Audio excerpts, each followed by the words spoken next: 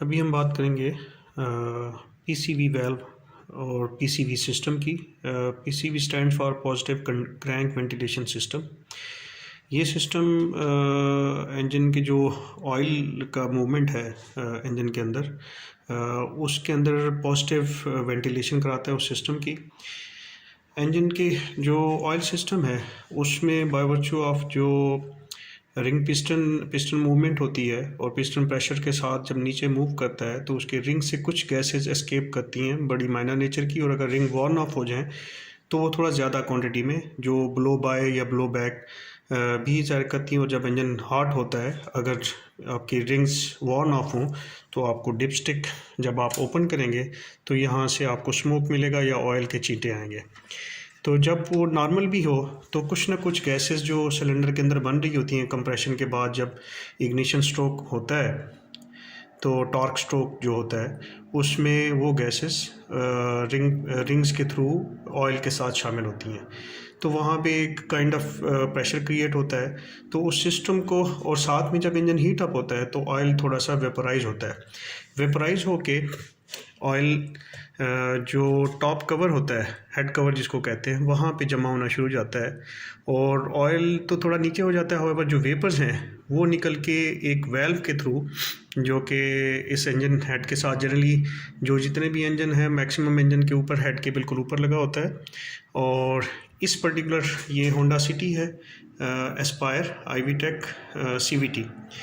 और Honda city में बहुत सारे वेरिएंट्स में ये पीसीवी वाल्व इस जगह पे इनटेक मैनिफोल्ड के नीचे लगा होता है। इसकी ये होज है जो यहाँ से होते हुए इधर से पीछे से जाके इस जगह के पीछे यहाँ पे एक वाल्व लगा हुआ है। ये एक non return kind of a valve होता है जो स्प्रिंग लोडेड बॉल होती है बीच में, और ये कनेक्टेड होता है इनटेक मैनिफोल्ड के साथ।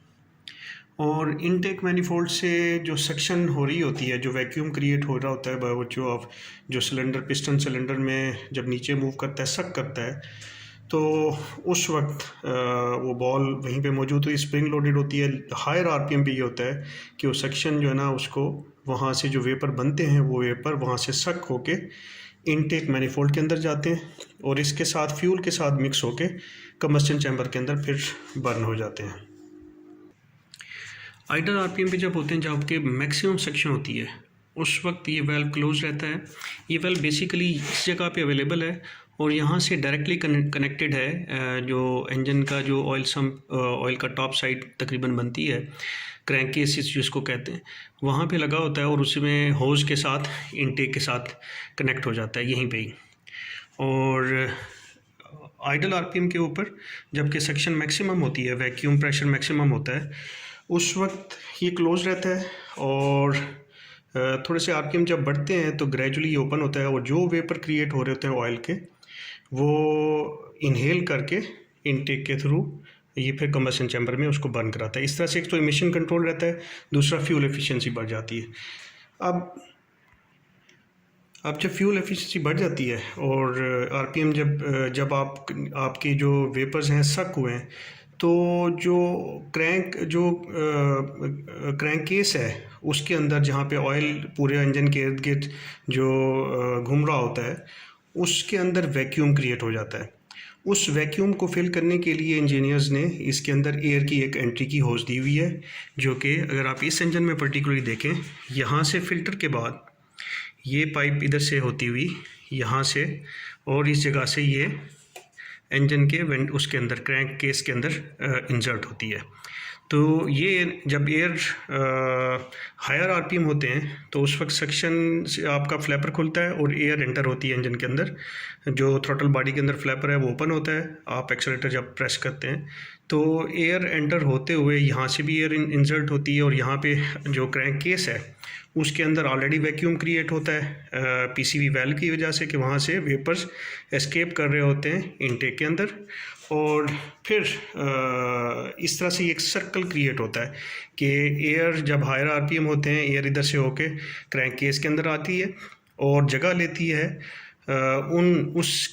उस वैक्यूम की जहाँ जो कि क्रिएट होता है वेपर्स के एस्केप होने से पीसीवी वाल्व के through, positive crank ventilation valve के थ्रू। अब अगर ये पॉजिटिव क्रैंक वेंटिलेशन जो वेल्व है ओपन पे अगर ये स्टक कर जाए तो उसमें ये होगा कि ये आइडल के ऊपर भी एक एयर एस्केप करती रहेगी इस तरफ को, जबकि आइडल के ऊपर एयर की एंट्री इंजन के अंदर बहुत कंट्रोल होती है, और अगर उसमें एक्स्ट्रा एयर चली जाए तो रफ आइडलिंग होगी या इंजन स्ट्रेट अवे बंद भी हो सकता है। और अगर बंद नहीं होता तो आरपीएम आपके फ्लक्चुएट कर सकते हैं और आपको मिसिंग काइंड ऑफ सेंसेशन आती है कि शायद गाड़ी मिस कर रही है या आरपीएम फ्लक्चुएट होते हैं या स्ट्रेट अवे आइडल के ऊपर गाड़ी टोटली बंद हो जाएगी। दूसरे केस में जब अगर ये पीसीवी वाल्व जो कि स्टक हो जाए क्लोज पोजीशन पे, इसकी बॉल उस साइड पे बंद रहे कि हर हालत में ये क्लोज रहता है, ओपन नहीं होता, तो उसमें ये होगा कि जो एयर को एस्केप करना, वेपर्स को एस्केप करना चाहिए और इनटेक मैनिफोल्ड के अंदर जाके कंबस्शन चैम्बर में जाके फ्यूल के साथ बर्न होना चाहिए, वो आपके क्रैंक से एस्केप नहीं करेगी। हाउएवर जो दूसरी जो फ्रेश एयर है, जो क्लीन एयर है, वो आपके जो क्रैंक केस है उसके अंदर इंसर्ट होती रहेगी। अब उससे होगा क्या, वहाँ पे एक प्रेशर क्रिएट होगा, क्रैंक केस के अंदर प्रेशर क्रिएट होगा क्योंकि पीसीवी वाल्व अपना काम नहीं कर रहा है, वो बंद है। जो प्रेशर क्रिएट होगा वो कहीं ना कहीं से निकलेगा। एक ये है कि जैसे ही आप एक्सेलरेटर को डीप्रेस करेंगे तो इस क्रैंक के अंदर पॉजिटिव प्रेशर होगा, वो वापस जाना चाहेगा। जब वो वापस जाना चाहेगा तो वो क्या करेगा, वो फ्यूम्स जो ऑयल के बने हुए हैं वो आपकी थ्रॉटल बॉडी की तरफ ले जाएगा।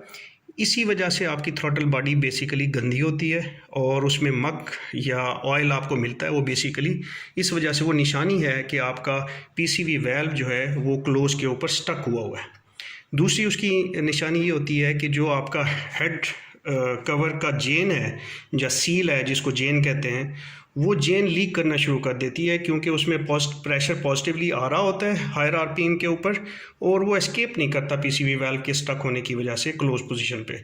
तो वो या तो आपके स्पार्क प्लग की साइड पे या बाहर कुछ सीलन सी नज़र आती है आपको इंजन के इर्द गिर्द, जिन इंजन के, तो उनमें बेसिकली ये बड़ी क्लियर निशानी है कि आपका पीसीवी वाल्व क्लोज पोजीशन पे स्टक है।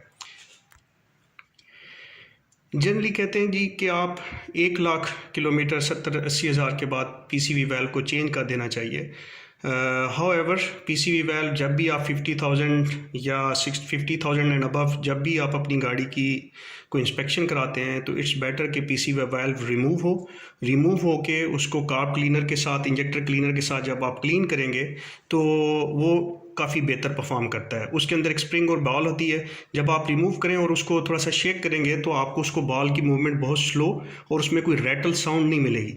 बट जब आप उसको क्लीन कर लेंगे इंजेक्टर क्लीनर के साथ तो आपको वो रैटलिंग साउंड मिलेगी जब आप उसको शेक करेंगे। दैट मीन्स कि आपका पीसीवी वाल्व काम कर रहा है। हाउएवर इंजन की बेहतर परफॉर्मेंस के लिए इट्स बेटर कि पीसीवी वाल्व को 1 लाख के बाद चेंज कर देना चाहिए। होंडा का चूँकि पीसीवी वाल्व थोड़ा सा नीचे है और वहाँ पे हीट ज़्यादा होती है, तो जब भी आप 1 लाख के बाद इसको रिमूव करेंगे तो इसके ऊपर एक रबर का ग्रोमेट होता है जो इसको अपनी जगह पे कायम रखता है।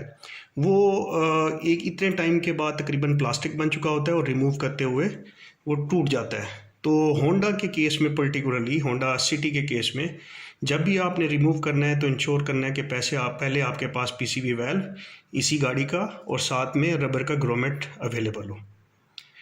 Thank you.